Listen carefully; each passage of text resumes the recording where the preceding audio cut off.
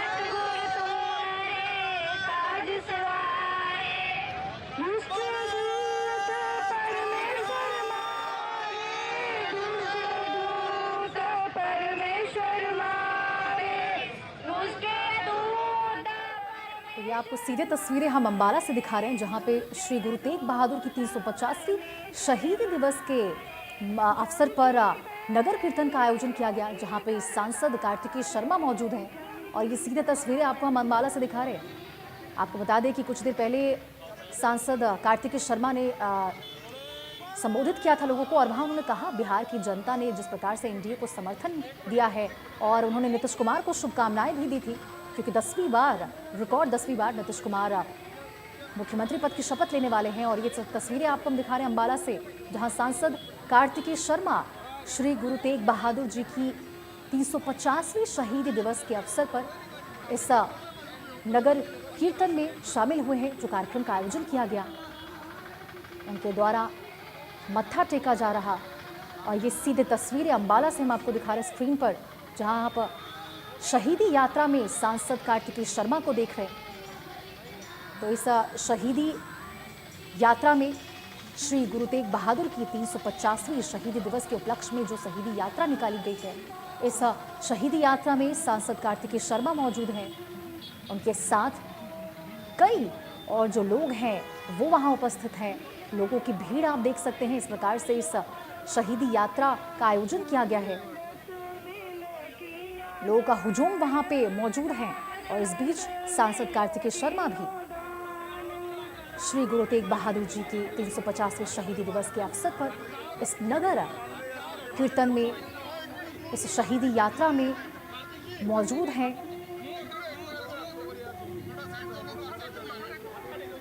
जहां उन्होंने लोगों को संबोधित भी किया था, और अपने संबोधन में उन्होंने कहा कि जिस प्रकार से गुरु तेग बहादुर जी ने न्याय और सच्चाई के लिए लड़ते रहे और अपना जीवन समर्पित किया, उसी प्रकार से हम उनके संदेशों को भी लगातार आगे बढ़ाएंगे और अपने जीवन में उतारने का काम करेंगे।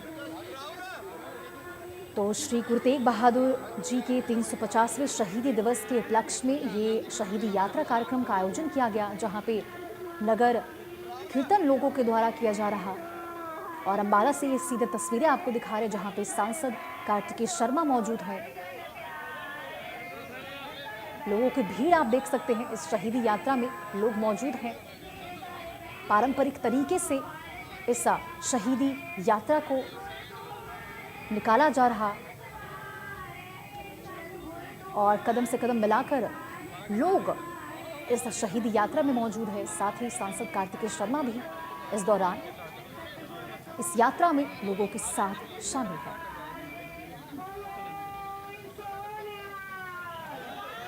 तो शहीदी यात्रा श्री गुरु तेग बहादुर के 350वें शहीदी दिवस के अवसर पर जहां सांसद कार्तिकेय शर्मा शामिल हुए हैं।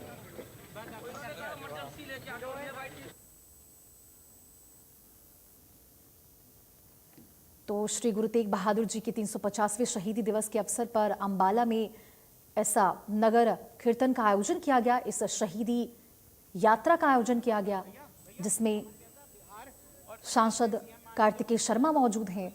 उनके साथ कई और लोगों का जो हुजूम है वो आप देख सकते हैं तस्वीरों में। जिस प्रकार से लोगों के बीच, जनता के बीच सांसद कार्तिकेय शर्मा शामिल हैं इस शहीदी यात्रा में, उनके साथ कदम से कदम मिलाकर वो चल रहे। पारंपरिक तरीके से इस शहीदी यात्रा का आयोजन किया गया है।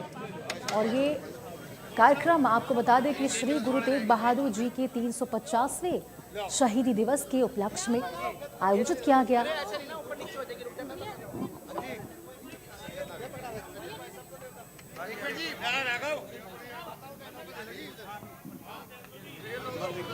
उधर से थोड़ी जगह दे दो, मैं कोने में आ जाता हूं। तो अंबाला से ये तस्वीरें मीडिया कर्मियों को संबोधित सेवा चलती है करते ना, नजर आ रहे हैं। सेवा ना रोके ना। ये ले बेटा,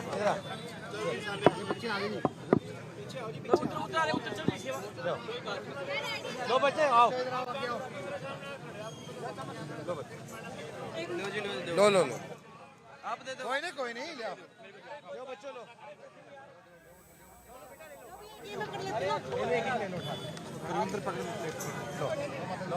यार हो तो गई बाइट आपकी। तो श्री गुरु तेग बहादुर जी के 350वें शहीदी दिवस के अवसर पर अंबाला में इस कार्यक्रम का शहीदी यात्रा का आयोजन किया गया है जहां सांसद कार्तिकेय शर्मा मौजूद हैं। आपको बता दें कि कुछ देर पहले उन्होंने मीडिया कर्मियों को संबोधित भी किया था, जहां उन्होंने कहा कि जिस प्रकार से श्री गुरु तेग बहादुर ने सच्चाई और न्याय के लिए लड़ने का काम किया, अपना जीवन उन्होंने समर्पित किया, उसी प्रकार से हम भी उनके नक्शे कदम पर चलेंगे।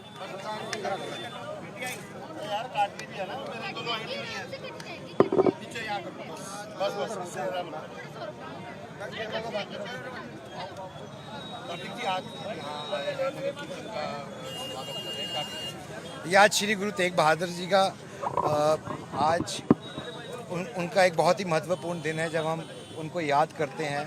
उनकी जो उन्होंने कुर्बानी दी है, चाहे जो बुराई के ऊपर लड़ाई उन्होंने की थी, जो उनके अनुयायी थे, जो उन्होंने अपना सारा जीवन निछावर कर दिया, और किस तरीके से किन लोगों ने उन लोगों पे क्या यातनाएं दी, और उनके अनुयायी जो भाई सतीदास, मतीदास, जिन लोगों ने भी मिलके, भाई दयाला जी ने, उन सब की शहादत को आज हम याद करते हैं।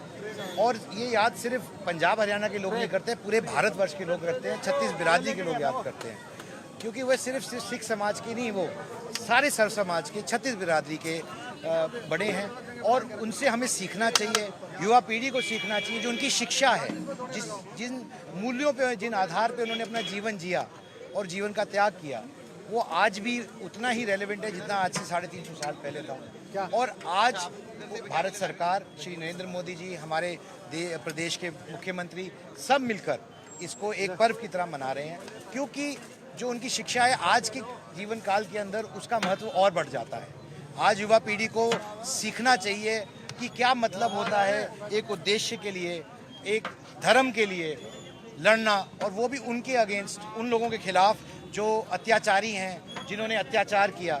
मैं तो बल्कि आज के इस पावन अवसर पे ये भी कहूँगा कि जो विपक्षी पार्टियां हैं, उनको भी गुरु तेग बहादुर जी से, महाराज जी से सीखना चाहिए। उनको भी उनकी शिक्षा पानी चाहिए, उनका आशीर्वाद प्राप्त करना चाहिए। अगर वो पाएंगे तो शायद इतने विचलित नहीं होंगे। वोट चोरी का मुद्दा जो है राहुल गांधी बार-बार उठा रहे हैं। देखिए, मुझे तो ये समझ नहीं आता है कि कांग्रेस पार्टी और विपक्षी दल अपना मन नहीं बना पा रहे हैं। पहले कहते हैं ईवीएम में दिक्कत है, जब खुद कुछ राज्यों में जीत जाते तो ईवीएम ठीक हो जाती है। फिर कहते हैं वोट चोरी है, जिन राज्यों में खुद जीतते हैं वहाँ वोट चोरी नहीं है। तो मैं सिर्फ ये कहना चाहता हूँ कि जनता जनार्दन है, सब जानती है और जनता ने अब जवाब दिया है और वोट की चोट से जवाब दिया है।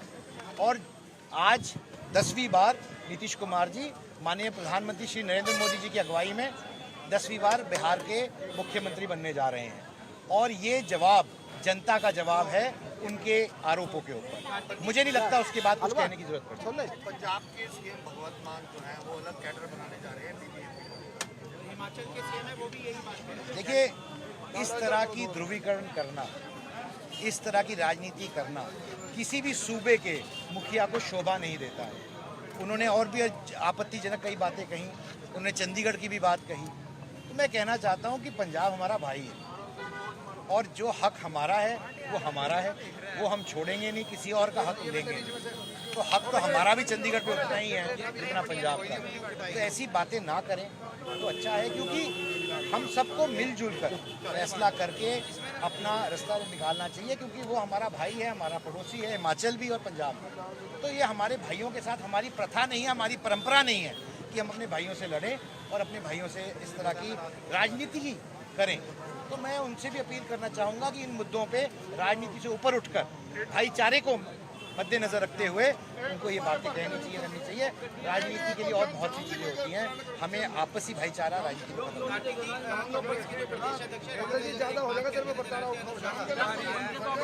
हिसार में जिलाध्यक्ष चाहे वो शहरियों ग्रामीण को आपस में लड़ते हुए नजर आए और शहजाद जो कुमारी शहजाद की सांसद है, उनकी तो तस्वीर ही पोस्टर लगाई। देखिए, उनका आंतरिक मामला है, मैं कोई ज़्यादा टीका टिप्पणी नहीं करना चाहता हूँ, लेकिन हाँ, वो दूसरों के ऊपर टीका टिप्पणी करने से पहले अपने घर को सुधार।